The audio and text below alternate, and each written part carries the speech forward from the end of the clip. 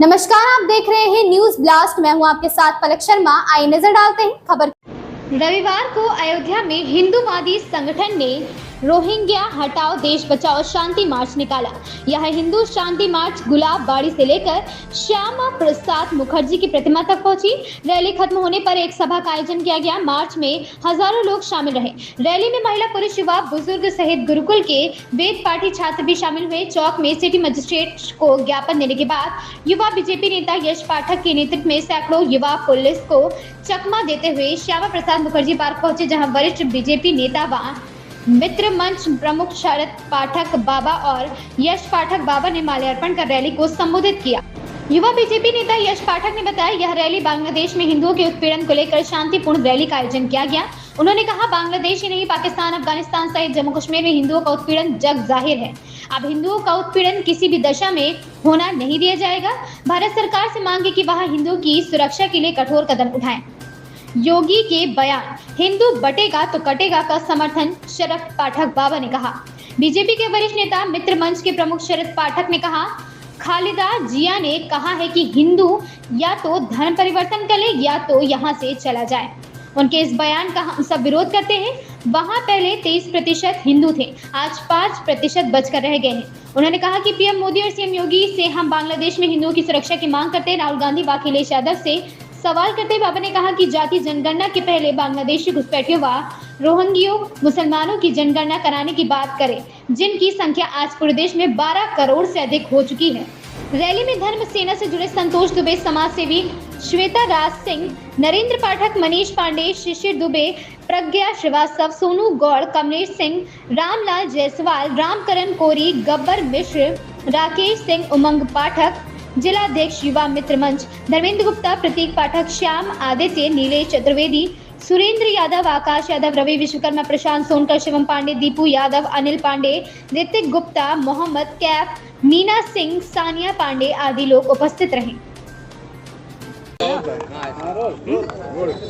क्या मांग है आपकी और इसके लिए क्या करने वाले हैं? हमारी मांग सबसे पहले ये है कि जितने भी अन्य देशों में अल्पसंख्यक हैं, जो भी हिंदू हैं, उनके साथ लगातार अत्याचार हो रहा है।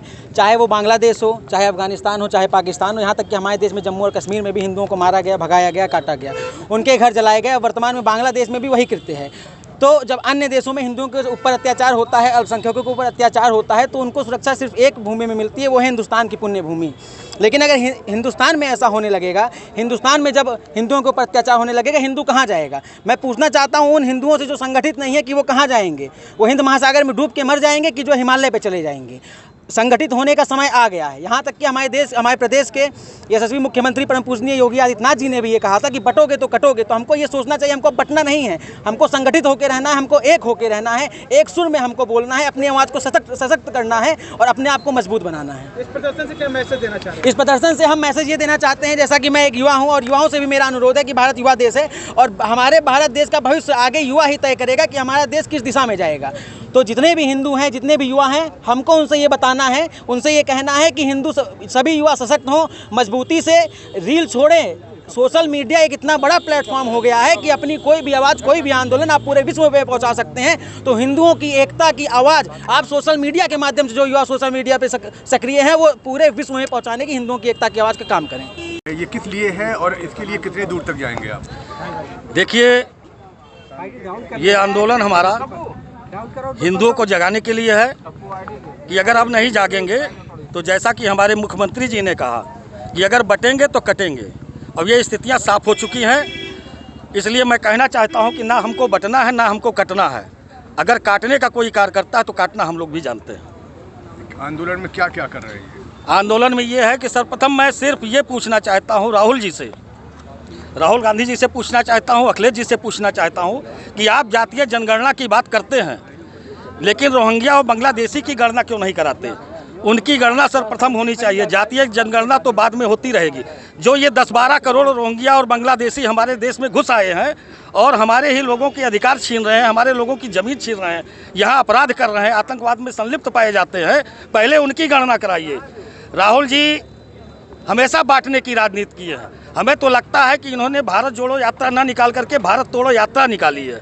जबकि इनको हर जगह रोहिंग्या मिले, हर जगह हर चीज़ हुआ। अब मांग क्या है? हमारी मांग ये है कि यहाँ से बांग्लादेशी और रोहिंग्यों को देश से हटाया जाए और जो बांग्लादेश में हमारे हिंदू हैं उनके लिए बांग्लादेश में एक अलग से हिंदू राष्ट्र बनाया जाए। दूसरी चीज़ जो हमारे राहुल जी और अखिलेश जी चाहते हैं कि पहले जातीय जनगणना हो, पहले बांग्लादेशी रोहिंग्यों की गणना की जानी चाहिए। भारत से रोहिंग्याओं को भगाना पड़ेगा, भारत सरकार को बांग्लादेशी घुसपैठियों को भगाना पड़ेगा। इसीलिए निकले हैं और हिंदुओं पर जो अत्याचार बांग्लादेश में हो रहा है उससे सरकार रोके। नहीं रुका ये अत्याचार तो अगले ही महीने हम लोग 1 लाख हिंदुओं के साथ रोड पर उतरेंगे। भविष्य की योजना है कि उन कारसेवकों को बुलाया जाएगा जिन्होंने बाबरी ढांचा ध्वस्त किया है। अगर सरकार ने रोहिंग्यों को नहीं भगाया, अपेक्षा है, तो हम लाखों कारसेवक इकट्ठा होंगे और इन्हीं हाथों से कार सेवा करेंगे और भगाएंगे इस देश से। अयोध्या में धूमधाम व गाजे बाजे के साथ विदा हुए मुरलिये वाले। गुप्तार घाट पर हुआ विसर्जन। घर में स्थापित हुई मूर्ति का हुआ विसर्जन।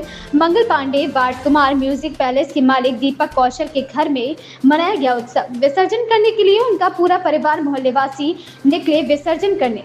कौशल परिवार में दीपक कुमार कौशल, राजा कौशल, आलू कौशल, किंग कौशल, घनश्याम कौशल, मंटू कौशल, प्रथम कौशल, अपूर्व कौशल, नेहा कौशल, सोम कौशल, सतीश, अर्चना, गायक कौशल, पूर्व सभासद उम्र रानी आदि लोग रहे मौजूद।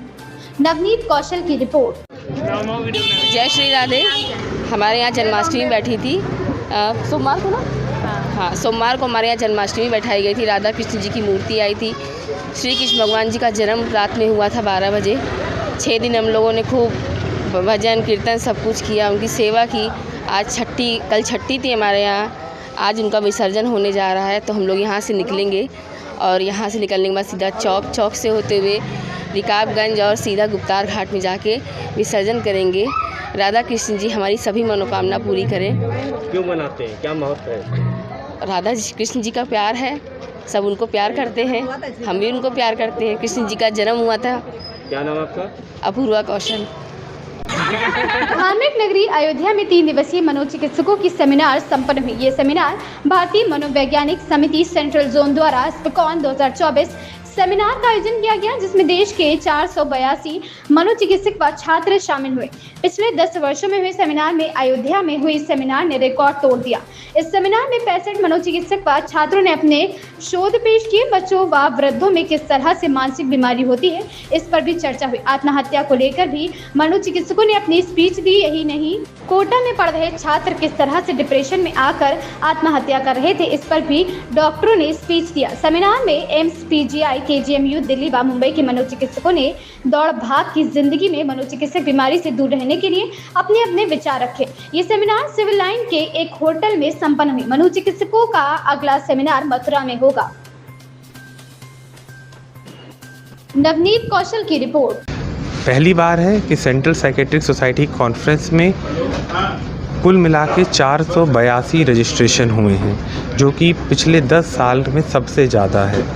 एक जगह कॉन्फ्रेंस होना और इतने सारे चिकित्सकों का, डॉक्टरों का, विद्यार्थियों का, पीजी स्टूडेंट्स का एक सम्मिलित होना और अपने अपने शोध के बारे में, अपने अपने टॉपिक के बारे में, रिसर्च के बारे में बताना, वो अपने में ही एक संदेश देता है कि एक दूसरे से डॉक्टर लाभार्थी होते हैं, उनको समझ में आता है कि क्या रिसर्च और फिर उस चीज़ को आम जनमानस में किस तरह से इस्तेमाल किया जाए।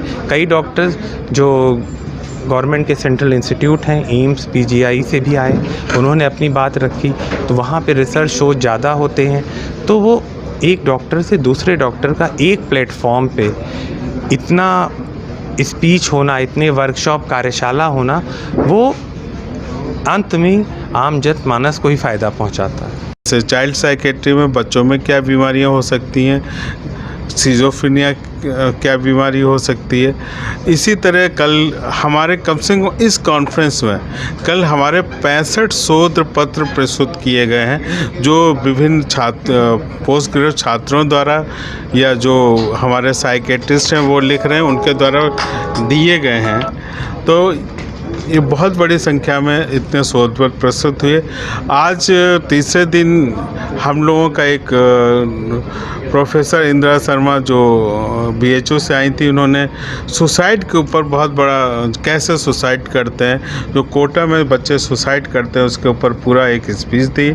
दूसरा कि एक हमारा GRT सेक्शन के ऊपर भी उसमें आज था कि कैसे कैसे मानसिक जो वृद्धों में जो एक अल्जाइमर डिजीज़ है, और 21 सितंबर को हम लोग अल्जाइमर दिवस भी मनाते हैं विश्व, तो उसके ऊपर पूरा 3 डॉक्टर्स, प्रिया कोची से आई थी, उसमें मैंने अपना स्पीच एज ए स्पीकर, क्या हम उनको कैसे अर्ली स्टेज में डायग्नोसिस कर सकते हैं और उनका कैसे वर्कअप किया जाए, डॉक्टर सोनल KGMC लखनऊ से, इन पे सारी चीज़ों पे मानसिक रोग से संबंधित जितने भी टॉपिक हो सकते हैं उन सब पे विचार किया गया, और इनसे लगभग 400 से अधिक डेलीगेट आए, सभी लाभान्वित होके गए।